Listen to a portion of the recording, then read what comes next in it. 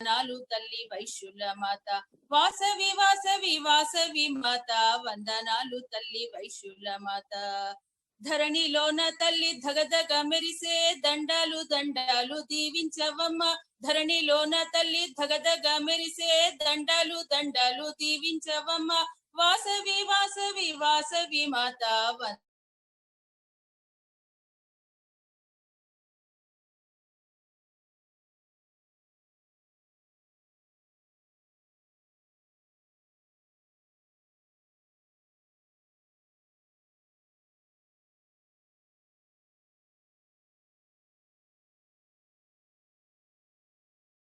Sir hello signal problem ఉంది అంటుంది.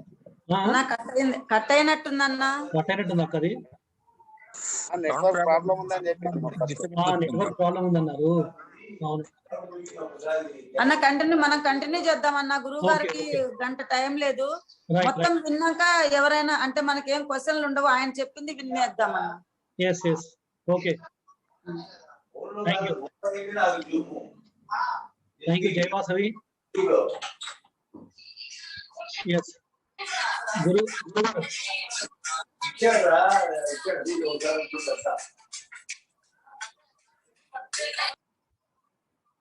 గురువారం మీరు అడ్మిట్ చేసుకొని స్టార్ట్ చేయండి.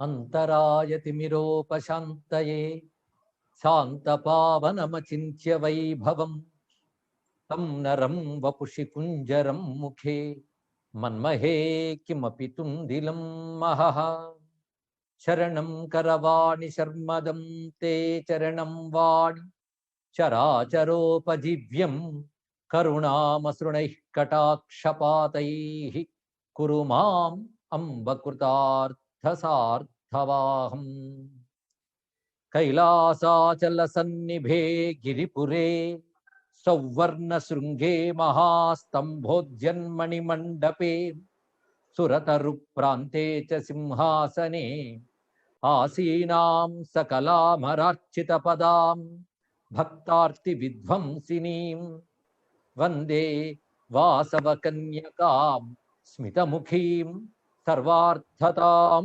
అంబికాం కళ్యాణగుణ సంపన్నాం కరుణారసవాహినీం వందే దివ్య విభూషాఢ్యాం కన్యకా పరమేశ్వరీం నమస్తే వాసవీ దేవి నమస్తే విశ్వపావని నమస్తే వ్రత సంబద్ధే శ్రీమాత్రే తే నమో నమః నమస్తే భయ సంహారి నమస్తే భవనాశిని నమస్తే భాగ్యదే దేవి వాసవీ తే నమో నమః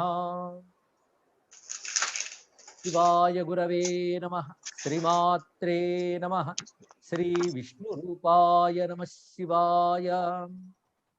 జగన్మాత వాసవి కన్యకా పరమేశ్వరి పాదపద్మాలకు నమస్కరిస్తూ సహృదయులైన శ్రోతలందరూ హృదయాల్లో ఉన్న అమ్మవారికి కూడా నమస్కరిస్తూ ఈ రోజున అత్యంత పవిత్రమైన దినం వైశాఖ శుద్ధ దశమి శుక్రవారం వాసవి కన్యకా పరమేశ్వరి ఆవిర్భవించినటువంటి పుణ్య దివసం ఈ రోజున.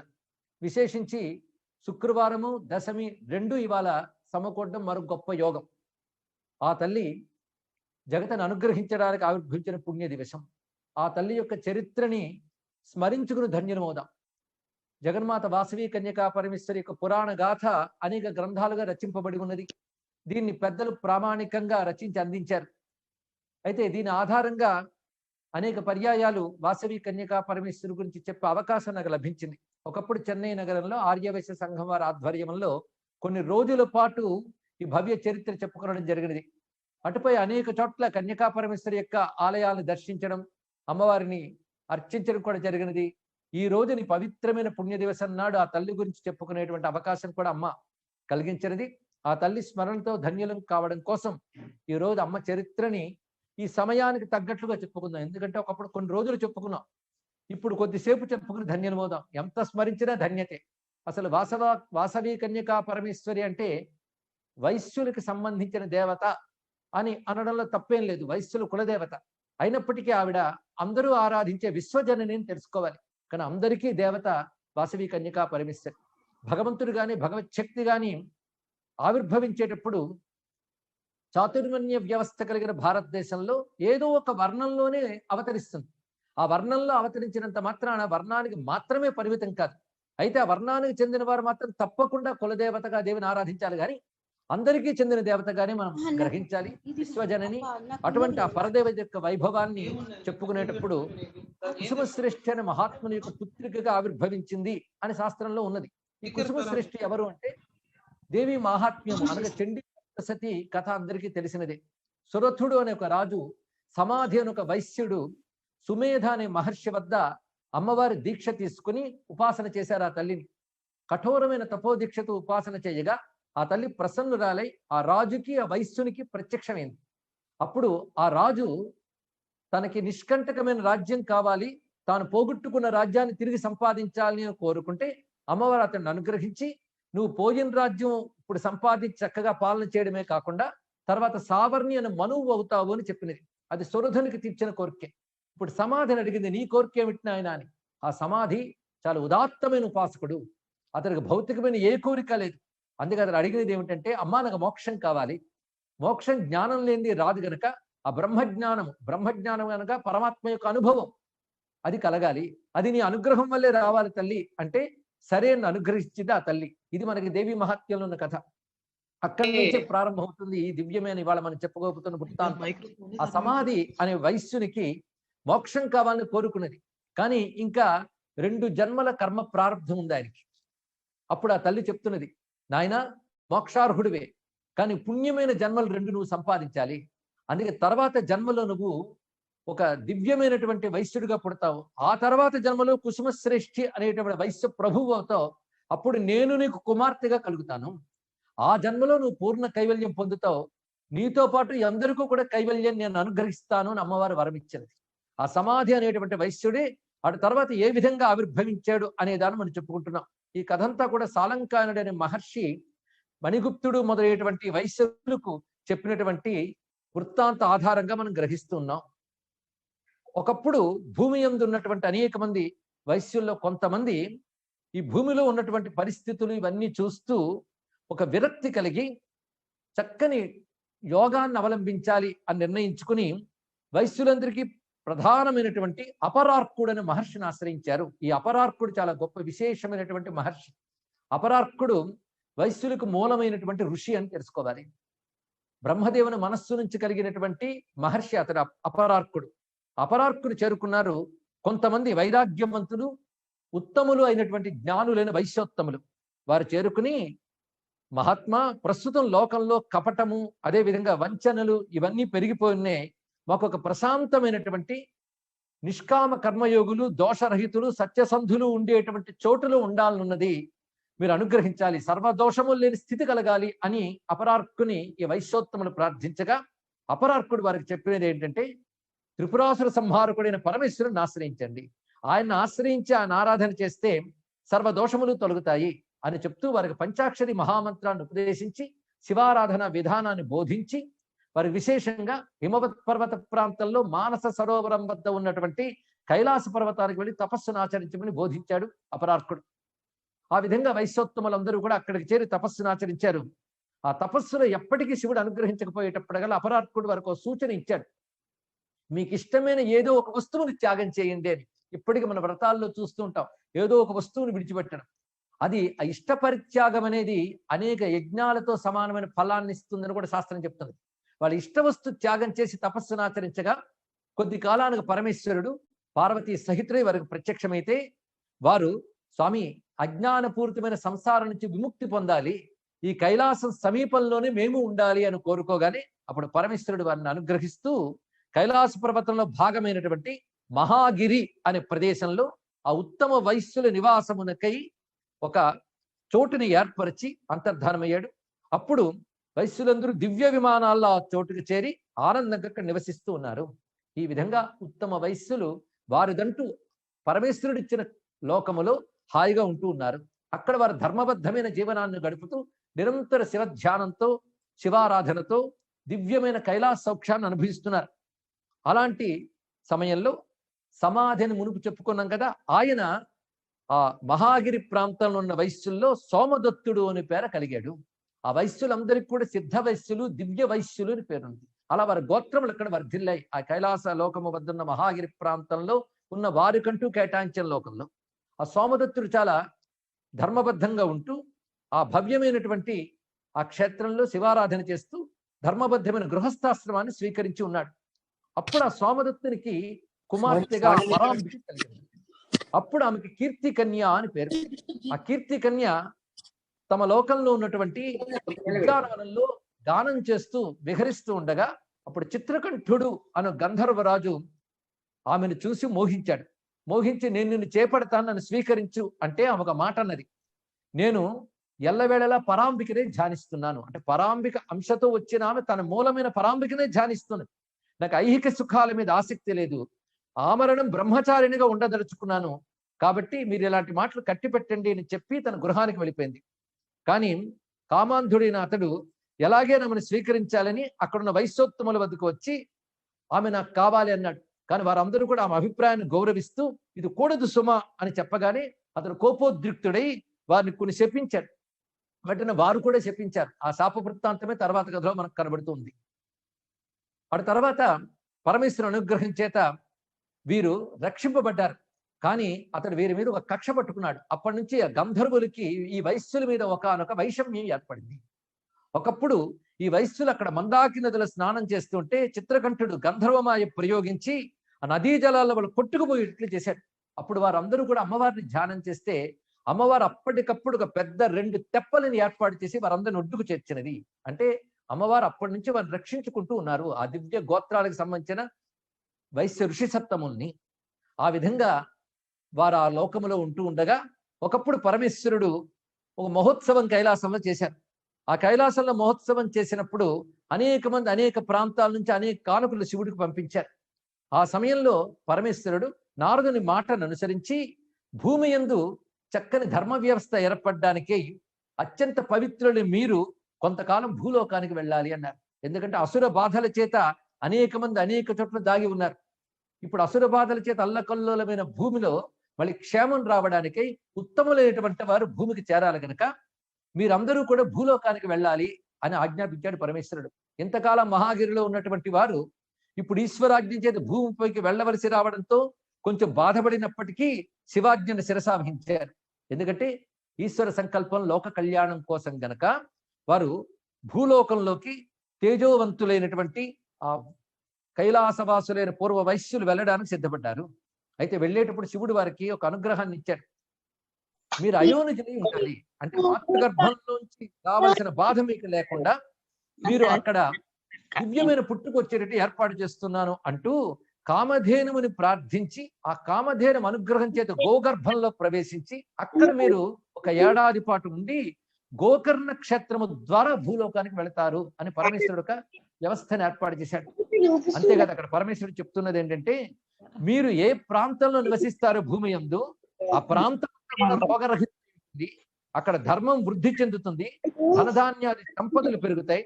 ఆ లోకంలో విశ్వకర్మ చేత మీకు 18 పట్టణాలు నిర్మింపజేస్తాం. మొత్తం 18 పట్టణాల చేత అర్చింపబడుతూ నేను నగరేశ్వరుడు అనే పేరుతో గౌరీ సమేతుడనే ఉంటాను. అంతేకాదు యోగమాయ విద్యవాసిని అనే పేరుతో అక్కడ అవతరిస్తుంది. లక్ష్మీనారాయణులు కూడా లక్ష్మీదేవి కోనకమలాదేవిగా, నారాయణుడి జనార్దనుడుగా అర్చావతారాన్ని అవతరిస్తారు. ఆ చోట మీరు విస్తరిస్తారు, లోకానికి మీ ద్వారా క్షేమం కలుగుతుంది. ఆ ప్రాంతమే పెనుగొండ నగరం. ఇది పరమేశ్వరుడు నిర్దేశించే ప్రణాళికను వేశాడు. అప్పుడు ఆ దివ్య ఋషులందరూ కూడాను, అంటే ఋషి స్వరూపులై ఉన్నటువంటి ఋషి జీవనము గడుపుతున్నటువంటి ఆ వైశ్యులు ఎవరైతే ఉన్నారో వారు ఆ గోగర్భ క్షేత్రంలో 1 సంవత్సర కాలం వసించి శివుడు చెప్పినట్లుగానే గోకర్ణ క్షేత్రం ద్వారా హిమాలయ పాద భూమికి వచ్చారు. వారు క్రమంగా మొదట వారు చేరుకున్నది హిమాలయ పాద భూమికి. ఇక్కడ గోకర్ణం అన్నప్పుడు మనం ప్రస్తుతం చూస్తున్న సముద్రపు తీరం గోకర్ణం అని చెప్పడానికి లేదు. హిమవత్ పర్వత ప్రాంతం వద్ద ఉన్నటువంటి ఒకనొక గోకర్ణ క్షేత్రం అర్థం చేసుకోవాలి. ఎందుకంటే తద్వారానే వారు అక్కడ చేరుకున్నారు. కైలాసం నుంచి భూమి మీదకి వచ్చే ఒకనొక బిలము వంటిది గోకర్ణం అనేది. దాని ద్వారా వారు హిమాలయ పాదభూమికి చేరుకున్నారు. అయితే శివుడు నగరేశ్వరుడు అవుతాడు, విష్ణువు జనార్దనుడు భూమి ఎందుకు వస్తారు. మరి బ్రహ్మదేవుడు ఏం చేశాడు అంటే, బ్రహ్మదేవుడు భాస్కరాచార్యుడు అనే పేరుతో భూమి ఎందు పుట్టాడు. ఆయన శివాజ్ఞ ప్రకారంగా ఈ వచ్చినటువంటి వైశ్యులందరికీ పురోహితుడిగా తాను ఉంటూ ఆర్యావర్తానికి వచ్చినటువంటి ఆ సిద్ధ వైశ్యులకి, ఆ వైశ్యులకి పేరు సిద్ధ వైశ్యులు, దివ్య వైశ్యులు. ఇప్పుడు ఆర్యావర్తమునికి వచ్చారు. ఆర్యులు అంటే పూజ్యులైనటువంటి వేద ఋషులు అని అర్థం. అలాంటి ఆర్య భూమికి వచ్చారు గనక ఆ సిద్ధ వైశ్యులకు ఆర్య వైశ్యులు అని పేరు భాస్కరాచార్యులు వారు పెట్టారు. ఇది ఆర్య వైశ్య నామం రావడానికి కారణం. ఆ తర్వాత వారు క్రమంగా గంగా బ్రహ్మపుత్రానదుల సంగమ స్థానమైన గౌర దేశానికి చేరి అక్కడ కొంతకాలం నివసించారు ఆర్య వైశ్యులు. అంటే కైలాసం దగ్గరున్న మహాగిరి యందు ఉన్నటువంటి సిద్ధ వైశ్యులే భూమి యందు ప్రవేశించాక ఆర్య వైశ్యులైన భాస్కరాచార్యుల ద్వారా పేరు పొందారు. తర్వాత గౌర దేశంలో ఉన్నారు. అప్పుడు వారికి గౌర గోమతులు అని పేరు. వారు మొదటి నుంచి గో సంబంధంగా చెప్పబడుతున్నది. ఎందుకంటే కృషి, గోరక్ష, వాణిజ్యము ఇవి ప్రధానంగా వైశ్యులకు వృత్తిగా పెట్టారు. అందులో గో సంబంధం అంటే గోరక్షణ. ఎందుకంటే యజ్ఞానికి, వేదానికి, ధర్మానికి గోవు ప్రధానం. అలాంటి గోరక్షణ బాధ్యత కూడా ఆనాడు వైశ్యుల చేతులు ఉన్నది. అందుకు గౌర గోమతులు అని పేరు కూడా ఉన్నది. అక్కడ వారు కొంతకాలం ఉండి అటు నుంచి బృహత్శైలము అనే ప్రాంతానికి చేరుకున్నారు. అక్కడ పతకోజి కొండల ప్రాంతం ఒకటి ఉన్నది. అక్కడ వారు యోగమాయా కన్యను ఆరాధిస్తూ కామఠేశ్వరి అనే పేరుతో కొలుచుకున్నారు. ఆ కామఠేశ్వరే తర్వాత కామట అనే శబ్దమే తర్వాత కోమట అని కూడా అంటున్నాం. అంతేకాదు వారు గోశాలను ఏర్పరుస్తూ గోరక్షణ చేస్తూ తద్వారా ధర్మరక్షణ చేస్తున్నారు కనుక అవన్నీ గోమఠములు అని చెప్పబడుతున్నాయి.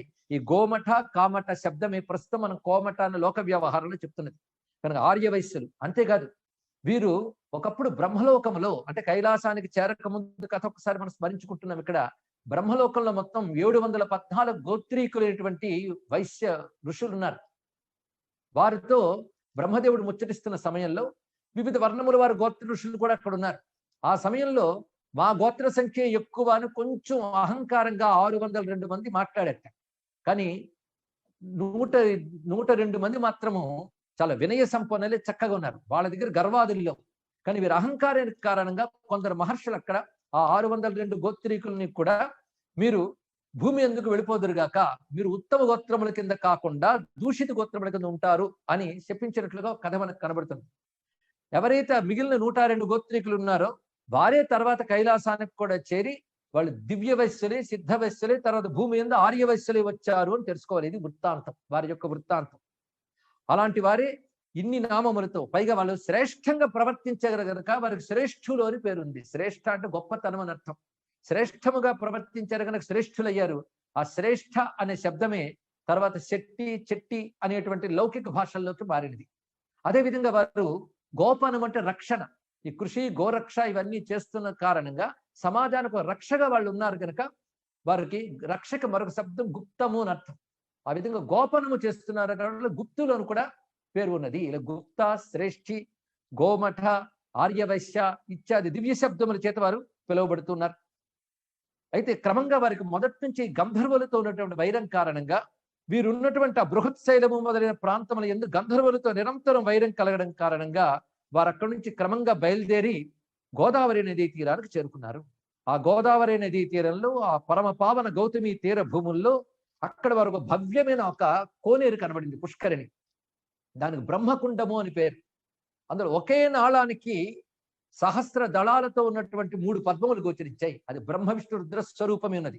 బ్రహ్మకుండము చాలా శ్రేష్టము అని తెలుసుకున్న భాస్కరాచార్యులు వారు, అంటే వారు ఎప్పుడూ వీరిని అంటిపెట్టుకున్నారు.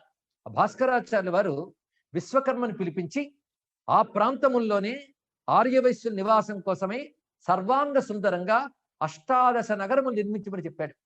అలాగే మొత్తం 18 పట్టణాలు నిర్మాణం అయ్యాయి. ఆ 18 పట్టణాల పేర్లు కూడా అప్పుడున్న ప్రకారంగా జ్యేష్ఠ శైలము. ఈ జ్యేష్ఠ శైలం అనే దాన్ని పెన్ను కొండ అని తెలుగులో మనం అంటున్నాం. ఈ జ్యేష్ఠ శైలం ప్రధానం. ఇంకా మిగిలినటువంటి 17 కూడా నిరవధ్యం. నిరవధ్యమే ప్రస్తుతం నిడదవోలు అంటున్నాం.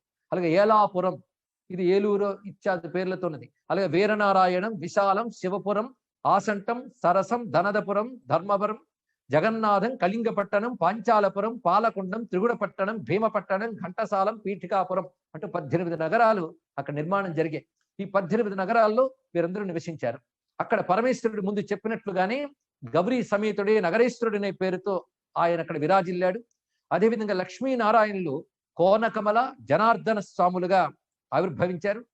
ఆదిపరాశక్తి వింధ్యవాసిని అనే పేరుతో అర్చావతారంగా ఉన్నది. పైగా ఈ భవ్యమైన ప్రాంతానికి పడమట గోస్తని నదీ తీరము, తూర్పున గోదావరి శాఖ అయిన గౌతమి నది, ఉత్తరాన్న గోదావరి యొక్క మరొక శాఖ వశిష్ఠకంగా, దక్షిణాన అంతర్వేది. ఇది ప్రధానంగా ఉన్నటువంటిది.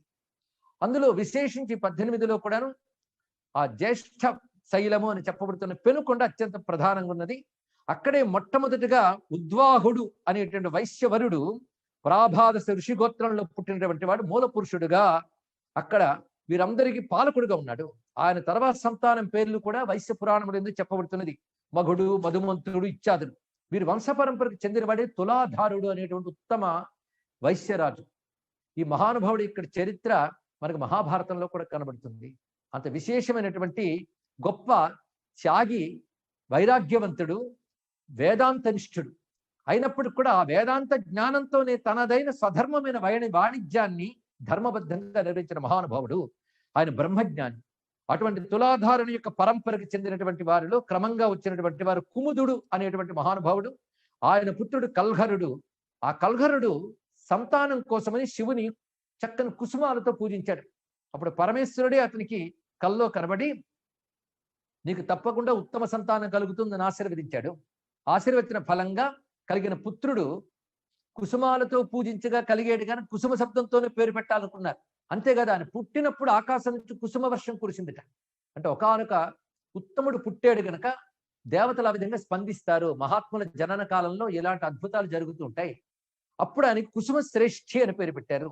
ఈ కుసుమ శ్రేష్ఠి భాస్కరాచార్య శిక్షణలో సర్వశాస్త్రముని క్షుణ్ణంగా నేర్చుకుని ధర్మబద్ధమైనటువంటి పరంపరాగతమైనటువంటి జీవనాన్ని గడుపుతూ మణికండలుడు అనే మహాముని కుమార్తె అయిన కౌసుంభి అనే ఆమెను కళ్యాణం చేసుకున్నాడు. ఈమె కుసుమాంబ అనే పేరు కూడా నామాంతరంగా చెప్పబడుతున్నది. మొత్తానికి ఈయన 18 పట్టణాలకి నాయకుడై ఒక మహాసమితిని ఏర్పరిచి ఒక మంచి పాలనా విధానాన్ని ఏర్పరిచిన కుసుమ సృష్టి. ఇది కూడా తెలుసుకోవాల్సింది. అంటే వైశ్యులు చక్కటి వాణిజ్యాదులు మాత్రమే చేయడం కాకుండా సత్యము ధర్మముతో ఒక పాలనా వ్యవస్థను కూడా ఏర్పరిచారు. ఆ విధంగా ఒక గణతంత్ర విధానంలో వైశ్య సామ్రాజ్యాన్ని ఏర్పరిచి ప్రజానురంజకంగా పాలిస్తున్నారు. పశు సంపద వృద్ధి కోసం గోమఠాలను ఏర్పాటు చేశారు. అనేక కళల్ని వృద్ధి చేశారు. పండితులను గౌరవించారు. యజ్ఞయాగాది క్రతువుల్ని చక్కగా నిర్వహింపజేశారు. అంతేకాదు ధర్మార్య, రాజార్య, ప్రజార్య అనే 3 విధాలుగా సభల్ని ఏర్పాటు చేసి దాని ద్వారా పాలనా పద్ధతులను ఏర్పాటు చేసే అద్భుతమైన విధానం అండి. ఈ విధంగా ఉన్నటువంటి ఆ కుసుమ శ్రేష్ఠికి సంతానం లేని కారణంగా భాస్కరాచార్యుల వారు అతనికి చక్కటి క్రతువు ద్వారా సత్సంతానం కలుగుతుందని అభయాన్నిచ్చి ఆ క్రతువుని భవ్యమైన గోదావరి నదీ తీరంలో ఏర్పాటు చేశారు. అది పుత్రకామేష్ఠి. ఏ పుత్రకామేష్ఠి ద్వారా రామచంద్రమూర్తి అవతరించాడు అదే పుత్రకామేష్ఠిని ఇక్కడ భాస్కరాచార్యుల వారు చేయించారు. ఆ పుత్రకామేష్ఠి ఫలంగా ఆవిర్భవించినటువంటి దివ్య సంతానమే అమ్మ వాసవీదేవి. ఆ పుత్రకామేష్ఠి ఫలంగా కుసుమ శ్రేష్ఠికి కవలలు కలిగారు. అది వైశాఖ మాసం పునర్వసు నక్షత్రం శుక్రవారం నాడు శుక్లపక్ష దశమి నాడు శుభగ్రహాలు ఉన్న శుభలగ్నంలో అమ్మవారు ఆవిర్భవించారు. ఆ సమయంలో కోటి సూర్యుల కాంతితో సమానమైన మెరుపు పెరిసినట్టుగా పురాణం వర్ణిస్తున్నది. అప్పుడు ఆ పురుటి ఇల్లంతా తేజస్సుతో నిండిపోయింది.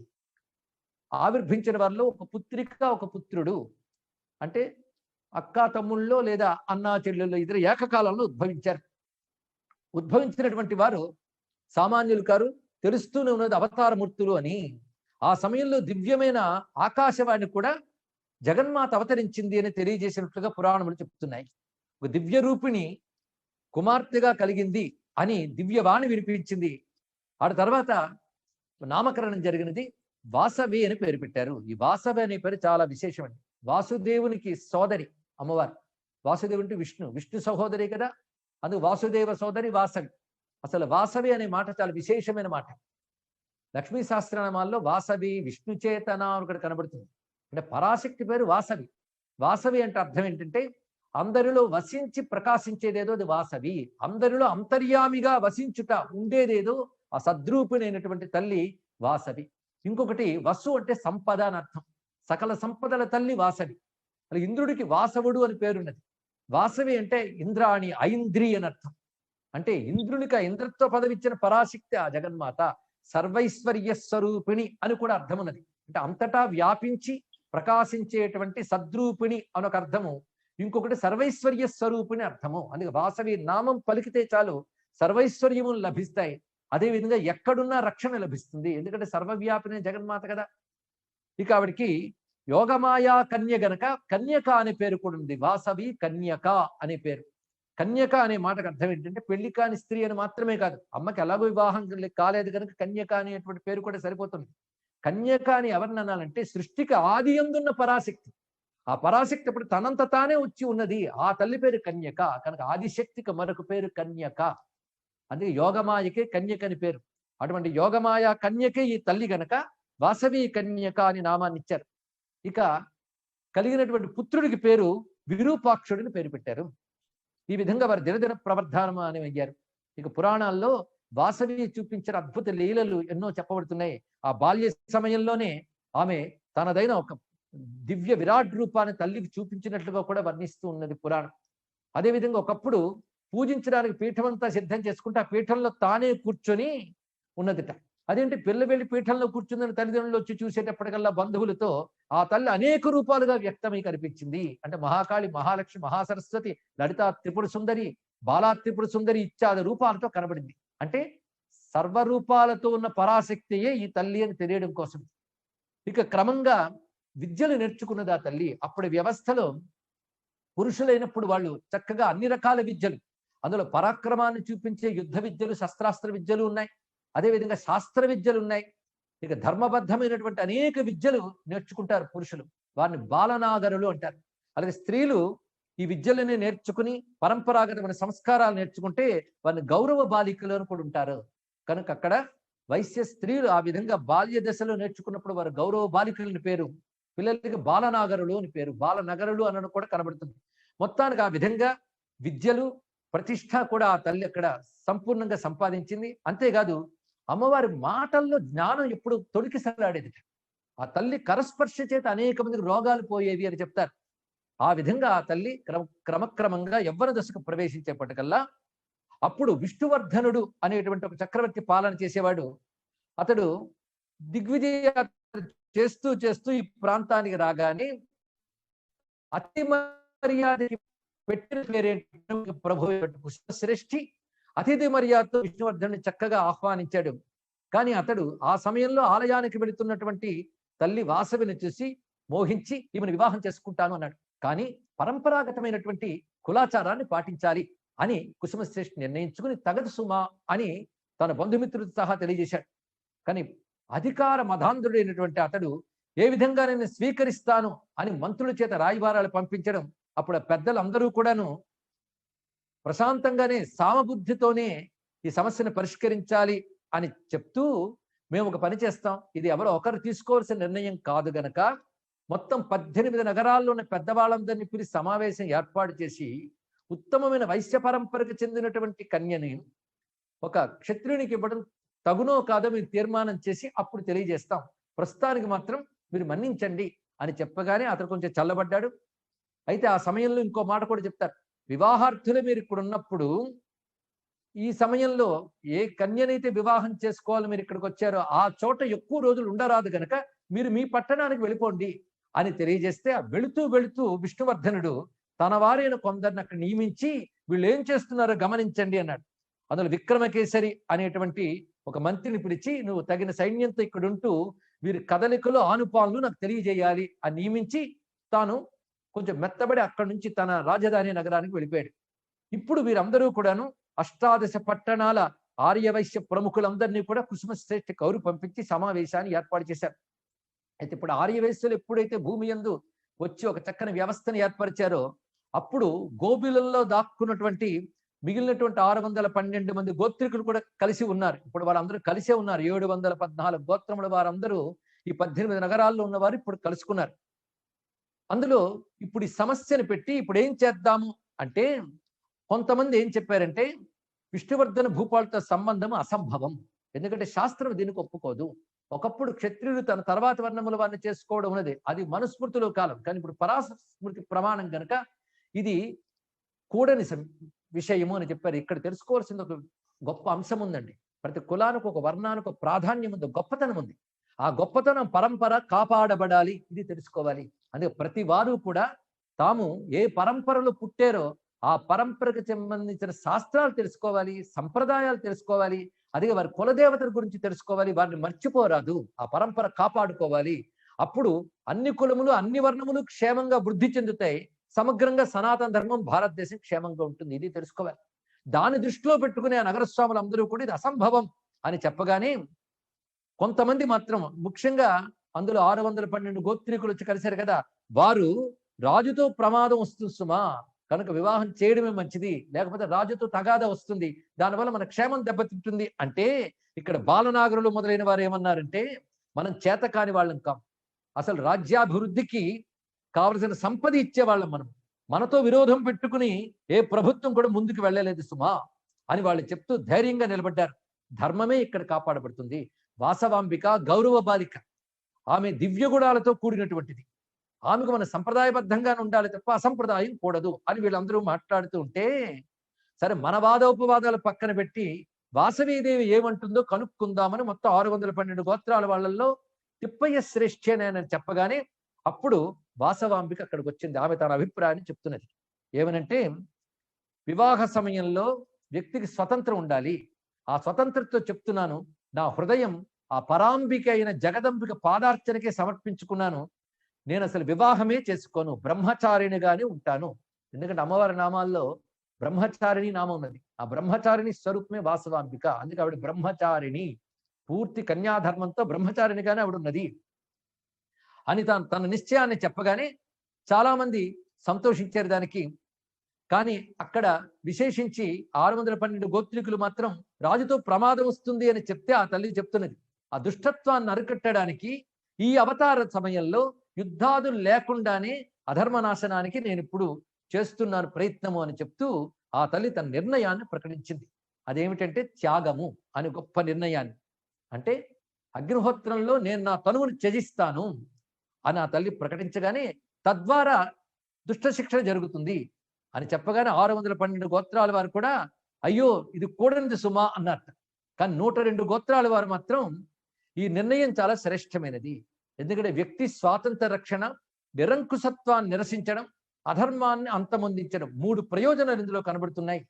అందుకే మా అమ్మాయి అగ్ని ప్రవేశం చేస్తే నేను నా పత్ని సహా నేను అగ్ని ప్రవేశం చేస్తాను కుసుమ శ్రేష్ఠి అన్నారు. అప్పుడు మొత్తం 102 గోత్రాల వారు కూడా దానికి సమ్మతించారు. కానీ మిగిలిన 612 గోత్రాల వారు కూడా మీరు ఆత్మాహుతి పేరుతో ఆత్మహత్యలు చేసుకుంటున్నారు, ఇది మంచిది కాదు సుమా అని చెప్పగానే వీరందరూ కూడా మీరు స్వార్థపరులై ధర్మాన్ని అతిక్రమిస్తున్నారు కనుక మీరు విడిచి వెళ్ళిపోండి మా పట్టణాలని అని తెలియజేశారు. అప్పుడు 612 గోత్రాల వారు కూడా తమను తాము రక్షించుకోవడం కోసం విడిచి వెళ్ళిపోయారు. ఇప్పుడు 102 గోత్రీకులు ఎవరైతే ఉన్నారో వారు అమ్మవారితో సహా వారు త్యాగానికే సిద్ధపడ్డారు. దానికంటూ ఒక ముహూర్తం మొదలైన నిర్ణయింపబడ్డాయి. ఈ లోపల ఏకాంతంలో తండ్రి బాధపడుతున్నాడు కుసుమశ్రేష్ఠి. అయ్యో ఇలాంటి పరిస్థితి వచ్చిందే అని బాధపడుతూ ఉంటే పార్వతీదేవి హిమంతునితో మాట్లాడినట్లుగా వాసవి కన్యక తండ్రితో మాట్లాడుతూ నాన్న ఎందుకు తప్పిస్తావు అంటూ అద్భుతమైన ఒక బోధ చేస్తుందండి. ఇది వాసవి గీత అని ప్రతి వారు చదువుకోవాల్సింది. ఆ వాసవి గీత అంతా కూడా భగవద్గీత మొదలైన వాటి సార రూపముగా గోచరిస్తుంది. అసలు ఈ జీవితాలు, అదేవిధంగా ఈ ప్రపంచము ఇది ఏ విధంగా దర్శించాలి, సత్యం ఏమిటి, సత్యమైనటువంటి పరమార్థం కోసం ఎలా సాధన చేయాలి, ఇవన్నీ ఆ తల్లి చెప్తుంది. ఆ సమయంలోనే తన దివ్యమైన విశ్వరూపాన్ని కూడా కుసుమశ్రేష్ఠికి చూపిస్తుంది. అమ్మవారి విశ్వరూప దర్శనం ఈ గీతలో కనబడేటువంటి ఒక అద్భుతమైన అంశం. ఆ తర్వాత ఆ గీతోపదేశం ద్వారా కుసుమశ్రేష్ఠికి మనశ్శాంతి లభిస్తుంది. నిర్ణయించిన ప్రకారంగా ఆ అగ్నిహోత్రానికి కావలసిన ఏర్పాట్లన్నీ కూడా నగరేశ్వర మందిర సమీపంలో చేస్తున్నారు. భాస్కరాచార్యుని ఆదేశంతో ప్రతివారు త్యాగానికి సిద్ధపడుతున్నారు. అందులో ఒక వైశ్య యువకుడు లేచి నేను కూడా అగ్ని ప్రవేశం చేస్తాను, నాకు కంకణం కట్టండి అని భాస్కరాచార్య వారు వద్దకు వచ్చేట. ఆయన పేరు లాభశ్రేష్ఠి. ఆయన త్యాగానికి సంతోషించారు అందరూ కూడా. ముందు వచ్చినవాడు ఆయన కనుక త్యాగానికి ముందుకు వచ్చిన యువకుడిని ముందు అభినందిస్తూ కంకణం కట్టి నీ పేరు లాభశ్రేష్ఠి గనక ఇకపై ఏది గణించేటప్పుడు ముందు నీ పేరే అందరూ అనాలి అన్నారు. అందుకే గణనం చేసేటప్పుడు ముందు లాభం అని తర్వాత 2, 3 అని చెప్తారు. ఎందుకంటే లాభశ్రేష్ఠి పేరుని తలంచుకోవడంలో కనబడుతుంది. ఆ తర్వాత అందరూ కూడా త్యాగానికి సిద్ధపడ్డారు 102 గోత్రికులు కూడా. అప్పుడు అమ్మవారు ఏమంటున్నారంటే, మీరు గోత్రనాశనం చేసుకోరాదు, అందరూ త్యాగానికి సిద్ధపడకూడదు. ఇందులో జరగవలసింది ఏంటంటే, ఇక్కడ ఒక విధానం చెప్తున్నది. బహువిధ గోత్రాల్లో పుట్టి మిత్రకళత్రాలతో కూడిన మీరందరూ కూడా ధర్మరక్షణ కోసం నడుం బిగించి ఇవాళ నగరేశ్వర స్వామి దేవాలయం సమీపంలో సిద్ధపడుతున్నారు. కానీ కొందరు మాత్రమే త్యాగానికి రావాలి, అందరూ కాదు. ఎందుకంటే గోత్ర రక్షణ జరగాలి, ఇది పరంపరగా వృద్ధి చెందాలి ఈ వైశ్య సంతతంతా కూడా అని ఆ తల్లి ఒక ఆదేశం చేసింది. ఎవరికి నగరేశ్వర స్వామి దేవాలయం యొక్క గోపురము గోపుర కలశాలు కోటి సూర్యుల కాంతితో కనిపిస్తాయో వారు మాత్రమే చేయాలి అని చెప్పింది. ఇది బాగా తెలుసుకోవాల్సిన అవసరం అండి. ఆ నగరేశ్వర స్వామి ఆలయ గోపురములు బంగారు కాంతులతో దగద్దగాయమానంగా ఎవరికి కనబడతాయో వారు మాత్రమే వెళ్ళాలి. అంటే అందులో వెళ్ళడానికి యోగ్యులైన వారికి మాత్రమే ఆ గోపురములు ఆ విధంగా కనబడతాయి.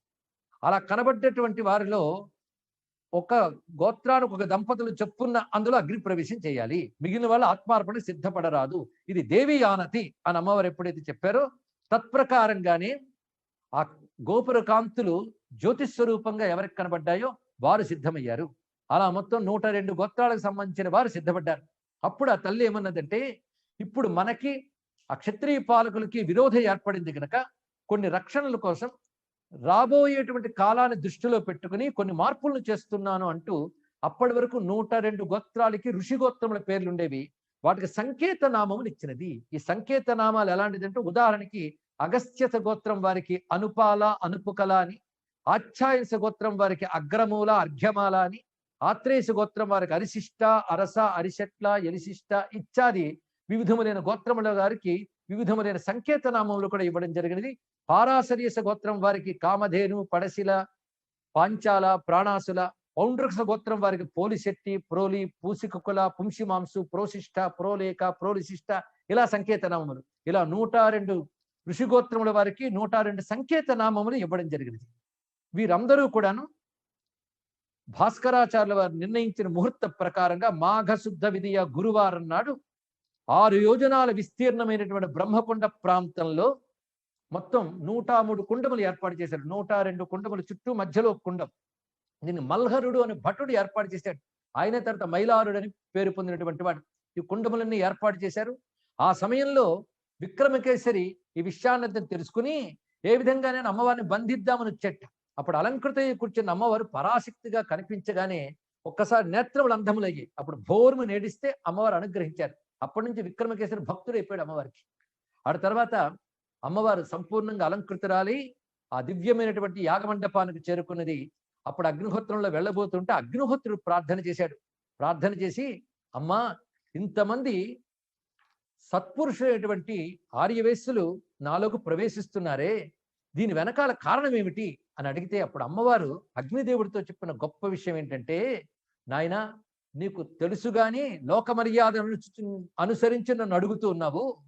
వీరందరూ సామాన్యులు కారు. వీళ్ళు 102 గోత్రముల వైశ్యులు.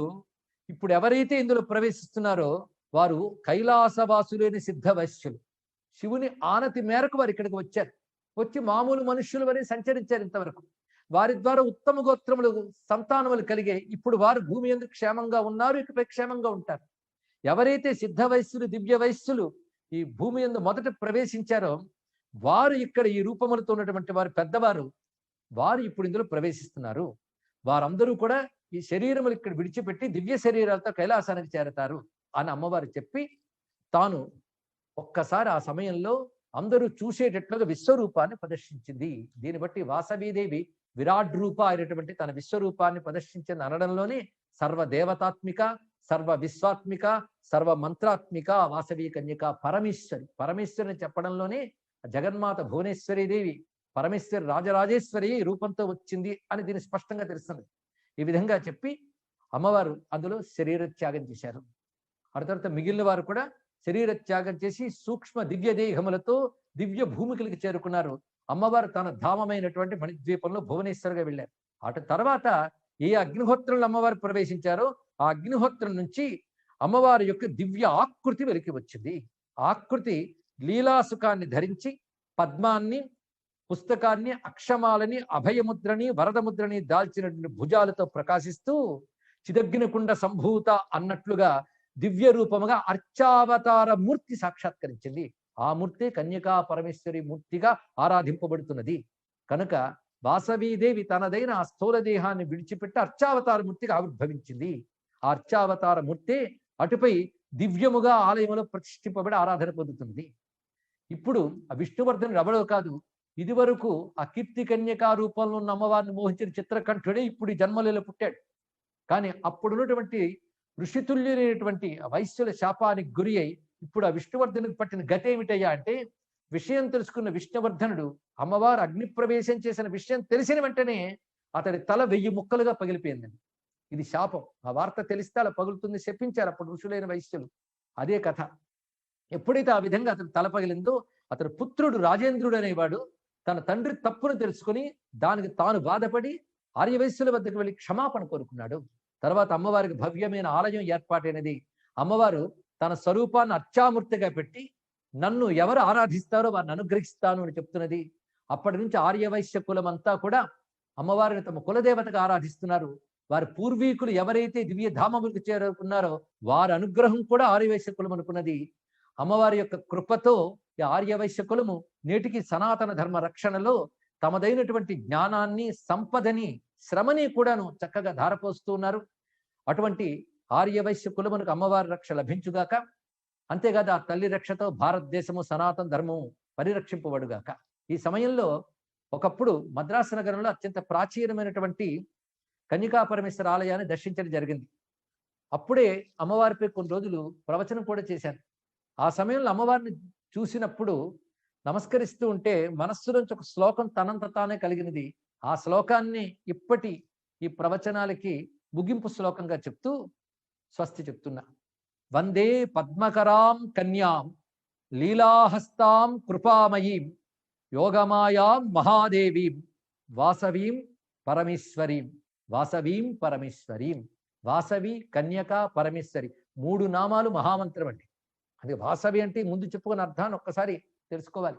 ఉన్న తల్లి అని అర్థం. వసించుతలు ఉన్న తల్లి. కానీ వాసవి అనగానే మన కోసం ఉందా తల్లి, ఎప్పుడు ఉన్న తల్లి, ఎప్పుడు ఉండే తల్లి, శాశ్వతముగా ఉండే తల్లి, అంతటా ఉండే తల్లి వాసవి. సర్వైశ్వర్య స్వరూపిణి వాసవి. ఇంద్రశక్తి వాసవి. ఇంద్రశక్తి అంటే పరాక్రమము, తేజస్సు, సంపద, ఈ 3 కలుపుకొని వాసవ తేజస్సు, అది వాసవి. వసువుల శక్తి వాసవి. అదేవిధంగా పరమేశ్వరి అంటే సర్వజగత్తికి ఆవిడ ఈశ్వరి. ఆవిడని మించి మరొక ఈశ్వరు లేరు కనుక పరమేశ్వరి. ఆవిడ ఎప్పుడు తపోమూర్తిగా బ్రహ్మచారిణిగా ఉంది కనుక కన్యక. వాసవి, కన్యక, పరమేశ్వరి ఆయన ఆ తల్లి యొక్క ఆవిర్భావ దివసం నాడు ఆ తల్లిని స్మరించుకున్నాం. ఆ తల్లి అనుగ్రహంతో భారతదేశంలో ప్రస్తుతం ఉన్నటువంటి భయాందోళనలకు కారణమైన రోగము సంపూర్ణంగా సమసిపోవుగాక. భారతదేశం ఆరోగ్యంగా, ఆనందంగా, సర్వతోముఖాభివృద్ధి సాధించుగాక. ప్రపంచమంతా అమ్మ దయ వల్ల క్షేమంగా ఉండుగాక. ఈ తల్లి గురించి చెప్పుకోవడానికి అవకాశం ఇచ్చినటువంటి మిత్ర బృందానికి అంతటికి అభినందనలు అందిస్తూ స్వస్తి.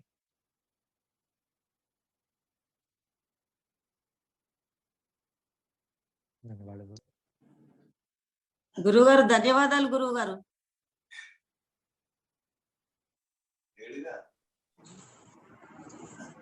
నమస్కారం. గురువు గారు ధన్యవాదాలు. చాలా సంతోషం. ధన్యవాదాలు గురువు గారు. నా కోరిక తీరింది గురువు గారు ఈ రోజు. చాలా చాలా సంతోషం. చాలా సంతోషం. ధన్యవాదాలు అండి. మా జిల్లా, మా డిస్ట్రిక్ట్ వాసవ్యన్స్ అందరు కూడా చాలా సంతోషంగా ఉన్నారు. మీ యొక్క ఆశీర్వచనాలు, మీ యొక్క ఈ యొక్క చరిత్ర మీ నోటి ద్వారా వినాలని చెప్పి ప్రతి ఒక్కరు అనుకుంటున్నారు. గురుగారు నాదొక చిన్న విన్నపం. గురుగారు ఇంత చేశారు మా కోసం, మీరే మీ స్వహస్తాలతో వాసవి చరిత్ర అనే పుస్తకాన్ని రాయొచ్చు కదా గురువు గారు. అలాగే ప్రయత్నం చేస్తారు సమయం బట్టి. తప్పకుండా తల్లి అవకాశం ఇస్తే ఇంకేం కావాలి. తప్పకుండా వచ్చే వాసవి జన్మదినం రాజుకి నాకు ఈ వాసవి చరిత్ర బుక్ రావాలి, మార్కెట్ లో పబ్లిష్ అవ్వాలి గురువు గారు. ఈ రోజు నేను వాసవి జయంతి రోజు మిమ్మల్ని అడుగుతున్నాను గురువు గారు. అలాగే అమ్మా, ప్రయత్నిస్తాను. అమ్మవారి అనుగ్రహం. ధన్యవాదాలు గురువు గారు.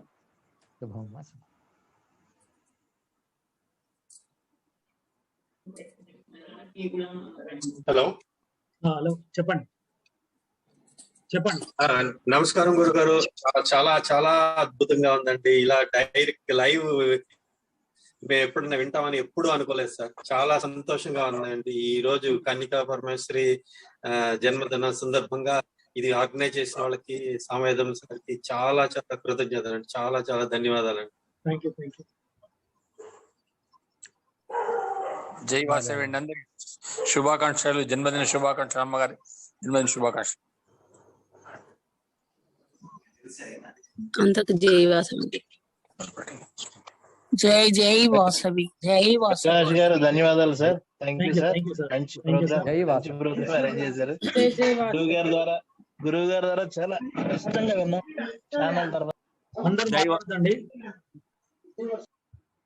వాసవి. జై జై వాసవి. ఈ కార్యక్రమంలో పాల్గొన్నటువంటి వాసవి మిత్రులు, సోదర సోదరు అందరికి కూడా వాసవి మాత జయంతి శుభాకాంక్షలు. దయచేసి అందరూ మాట్లాడదండి ప్లీజ్.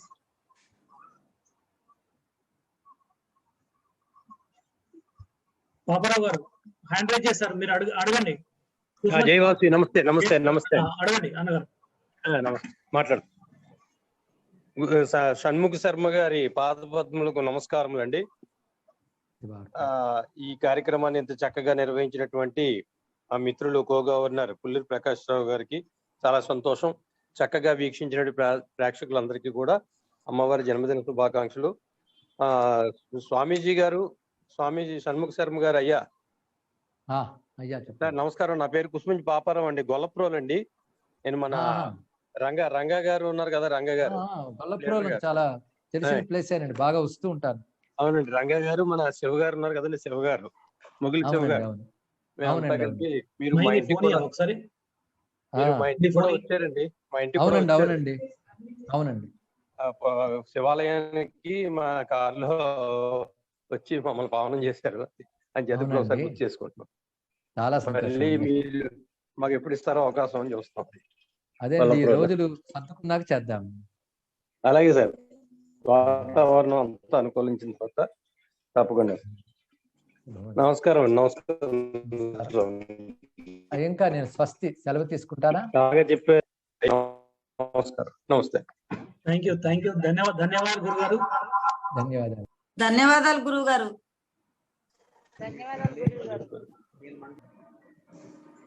ధన్యవాదాలమ్మా. అందరికి అమ్మవారి అనుగ్రహం. మళ్ళీ కలుసుకుందాం అందరం. థ్యాంక్ యూ అండి.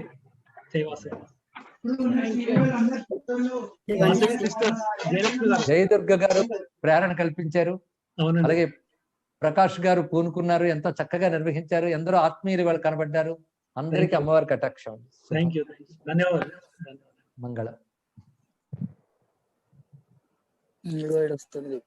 అయిపోయింది అది. జయలక్ష్మి గారు, వాసవి సిస్టర్ జయలక్ష్మి గారు.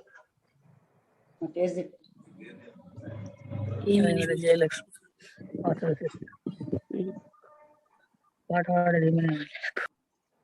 జయలక్ష్మి గారు, మాషెట్టి ఉపేంద్ర గారు, మీరు మాట్లాడాలండి. హ్యాండ్ రైజ్ చేస్తారు, మాట్లాడండి సార్. అన్మ్యూట్ చేసుకొని మాట్లాడండి సార్. హలో అన్నా, వినపడుతుందా? వినపడుతుంది అన్న. ముఖ్యంగా ఈరోజు అన్న ఉపేంద్ర అన్న, జయవాసవి అన్న. జయవాసవి. జయవాసవి అమ్మవారి జయంతి సందర్భంగా షణ్ముఖ శర్మ గారి తోటి ఈ కార్యక్రమం మరి ప్రతి ఒక్క వైశ్యునికి చరిత్ర గురించి తెలుసుకోవాలని అభిలాష ఉన్నప్పటికీ ఆమె యొక్క జన్మము, ఆమె యొక్క కార్యక్రమం అందరికి కూడా తెలియడం చాలా ఆనందదాయకం. మరి నేను సంతోషపడేది అంటే, మేము పెళ్లికులకు పోతాం, మా అమ్మవారు, మా అక్కగారు ఈరోజు వారి గురించి తెలుసుకోవడం మాకు కూడా చాలా ఆనందం అనిపిస్తుంది. మరి ఇలాంటి కార్యక్రమాలు జన్మదినం సందర్భంగా ప్రతి వైశ్యుడికి వాసవి అనగానే వాసవి గురించి తెలుసుకోవాల్సిన అవసరం ఉంది. మన వాసవి అమ్మవారు ఏం చేశారు, ఏం త్యాగం చేశారు, మన యొక్క కుల దైవం అనేటువంటి కులం గురించి ఏం చేశారు కూడా ప్రతి ఒక్క వైశ్యునికి తెలియాల్సిన అవసరం ఉంది. ఇలాంటి కార్యక్రమాన్ని మా గవర్నర్ గారు తమ్ముడు మంచి సదుద్దేశంతో అమ్మవారి గురించి చరిత్రను ఒక విప్లవంగా ఏ విధంగా అంటే అసలు ఆ చెప్పేంతసేపు కూడా మన మనసు కానీ ఎటుపోకుండా మరి వారు చాలా దైవజ్ఞానములు వంటి దైవ సన్నిధులు వారు తెలియజేయడం చాలా సంతోషం. మరి ఈ కార్యక్రమానికి మరి సహకరించిన ప్రతి ఒక్క వాసవి అందరికి కూడా హృదయపూర్వక అభినందనలు తెలియజేస్తూ ఈ కార్యక్రమంలో పాల్గొనడం అదృష్టంగా భావించాలి. మరి అందరం అనుకుంటాం అమ్మవారి కానీ చరిత్ర కూడా ఈ రోజు జన్మదినం రోజు ఆమె జయంతి రోజు తెలుసుకోవాల్సిన అవసరం ఒక వాసవిగా మనం ఎన్నో సేవలు చేస్తున్నాం. మనకు మరి మన కులదైవమైనటువంటి అమ్మవారి చరిత్ర కూడా ప్రతి ఒక్క వాసవిని తెలుసుకోవాల్సిన అవసరం ఉంది. ఈ కార్యక్రమాన్ని చేపట్టిన గవర్నర్ గారికి హృదయపూర్వక అభినందనలు తెలియజేస్తున్నాను. శ్రీవాసవి. థ్యాంక్ యూ అన్న. పాపారావు.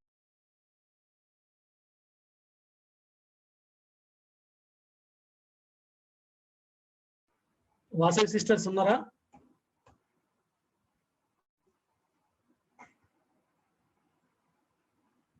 వాసవి సిస్టర్స్ అక్క గారు.